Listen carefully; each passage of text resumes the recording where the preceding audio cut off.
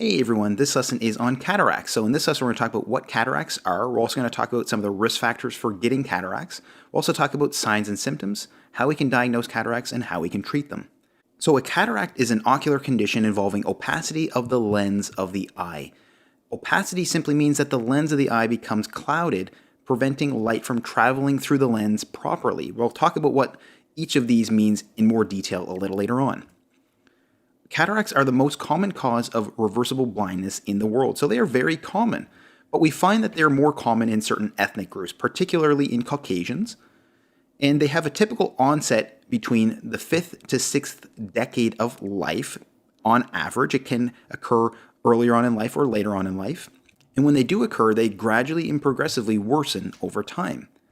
When we look at the prevalence between males and females, they are roughly equal. There are some slight differences, but generally speaking, the prevalence is equal between the two genders. So what is the pathophysiology of cataracts? It all has to do with the lens in the eye. Now, the eye is very complex, so this is a very cursory overview of eye anatomy. So here is a normal lens, and the lens is normally a clear structure, allowing light to travel through it. So light travels through a normally clear lens to reach the retina at the back of the eye, allowing us to see images. And the lens itself is composed of modified epithelial cells, and it's enclosed by a lens capsule, which is a membranous structure. So the lens itself in a normal healthy individual is normally like a gelatinous structure. There are ciliary muscles on either side of the lens, and contraction and relaxation of the ciliary muscles allows the lens to change shape, allowing light to be directed to the back of the eye to focus the light according to how far you are away from an image you are looking at. So because the lens is composed of modified epithelial cells and it's enclosed, the lens is not able to shed its cells properly. It's not able to regenerate cells properly, and it's a very sensitive structure. And the lens capsule is very, very thin. It's been described like a grape.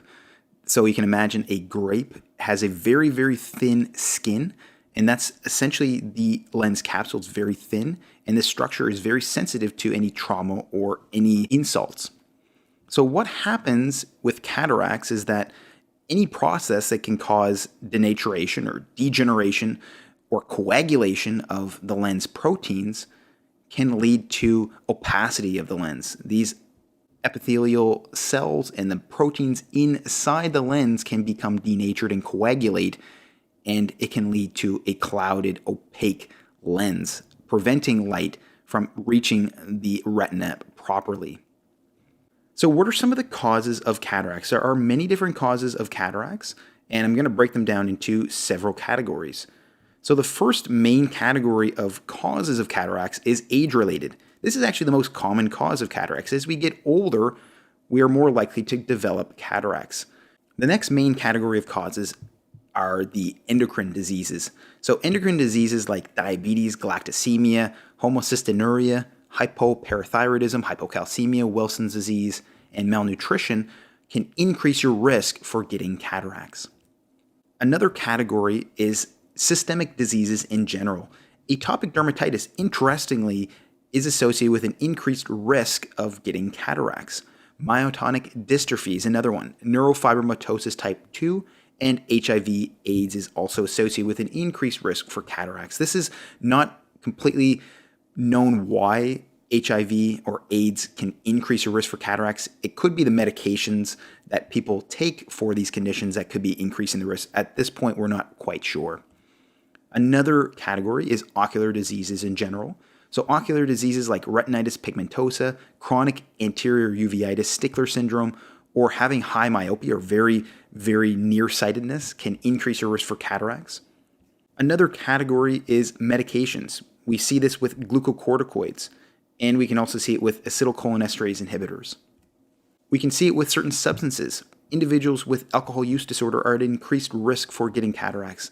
Individuals who smoke are also at an increased risk for cataracts as well. Trauma is also a big category here. Anybody that has had blunt or penetrating trauma on the eye is at an increased risk for getting cataracts. UV radiation and ionizing radiation can also cause an insult to the lens, increasing the risk of cataracts in the future. And prior eye surgery can also increase the risk for cataract formation in the future as well. And we can also see congenital causes for cataracts as well. Congenital infections, more specifically the torch infections like toxoplasmosis and rubella, any of those infections during pregnancy can increase the risk of the infant having congenital cataracts. So as you can see, there are many, many causes or risk factors for developing cataracts. As you can see, most of them have a certain theme to them. They all involve insult or trauma to the lens. And again, the lens is very sensitive. If it has experienced any sort of trauma or any insult, it has an increased risk for developing cataracts in the future. So I'm going to talk about three main subtypes of cataracts. There are other types of cataracts, but these are the three main types of cataracts that we talk about. So the first type of cataract we're going to talk about is cortical cataracts. So here is a lens, and we can think of it as anterior portion of the lens here, posterior portion of the lens here. And the lens can be broken up into cortex of the lens and nucleus of the lens, and it's encased in that lens capsule, as I mentioned before, and we can think of the lens capsule as surrounding the lens. So cortical cataracts affect the cortex of the lens anteriorly.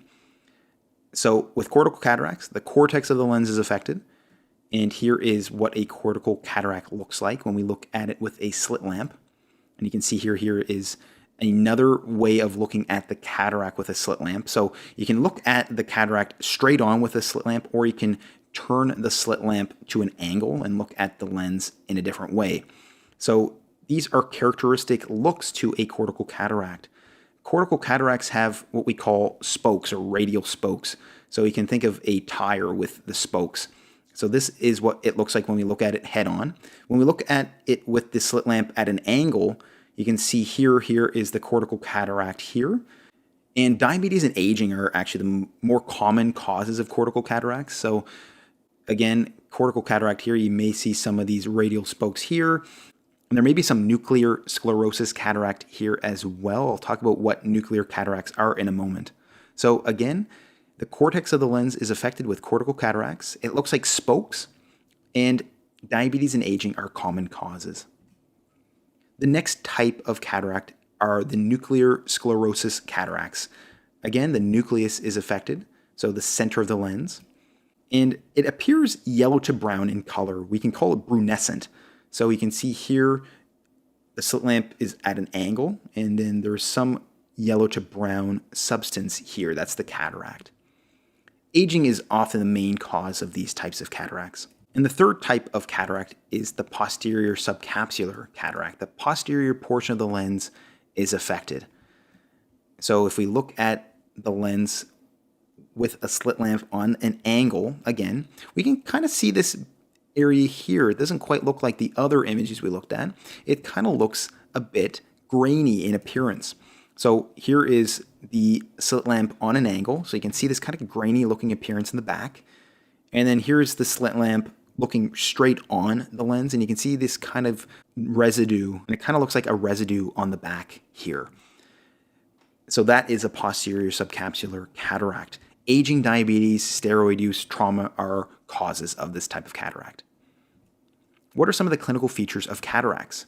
The signs and symptoms of cataracts include the following. Vision loss, that makes sense. If the lens itself, which is supposed to be normally clear, is clouded and light is not able to travel through it, you're going to lose some vision in that eye. So you're going to lose some visual acuity in the affected eye.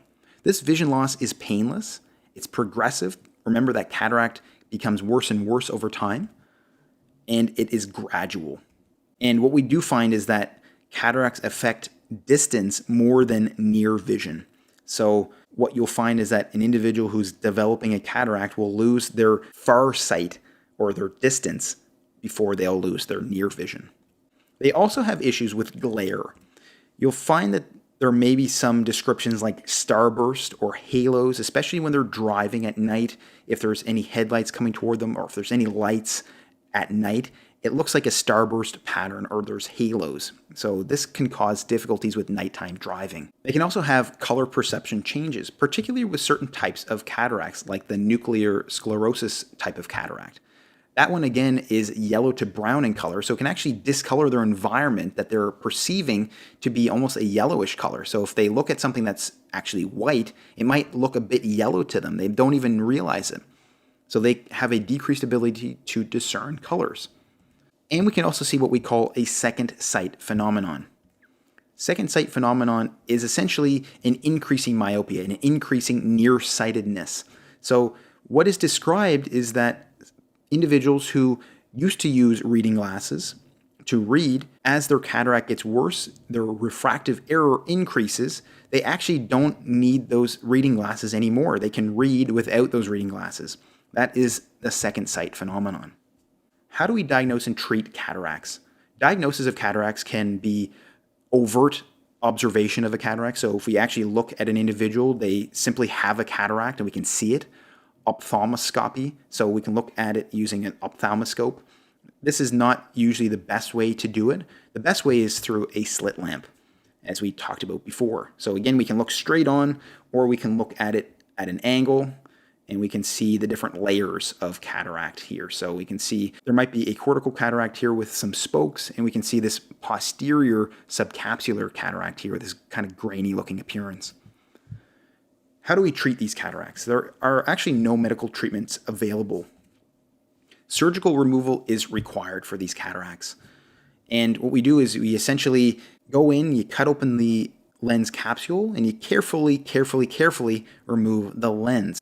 And after you have removed the old lens material, you can actually replace it with an artificial lens. There are several different types of artificial lenses. There are some that are used for if you have issues with farsightedness or nearsightedness. There are some artificial lenses that you require if you have an astigmatism. So there are a variety of artificial lenses.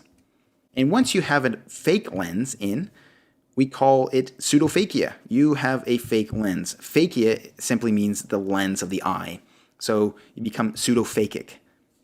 And then there's important follow-up with regards to cataract and cataract removal. You have to check to see if they start to get some residue on the capsule. So if there is residue that starts to build up on the capsule, they may not have the best outcomes with regards to visual acuity after the cataract removal. We would have to use something called YAG capsulotomy. YAG capsulotomy is a laser treatment of the capsule. So you don't have to go back in and do the surgery, you just have to have laser treatment to essentially scrape or laser off that old residue on the capsule. So that can definitely help with a lot of visual issues that occur after cataract removal. Please check out my ophthalmology playlist for other ophthalmology topics. And if you like this video, please give it a thumbs up and consider supporting the channel by subscribing. Thank you so much for watching, and I hope to see you next time.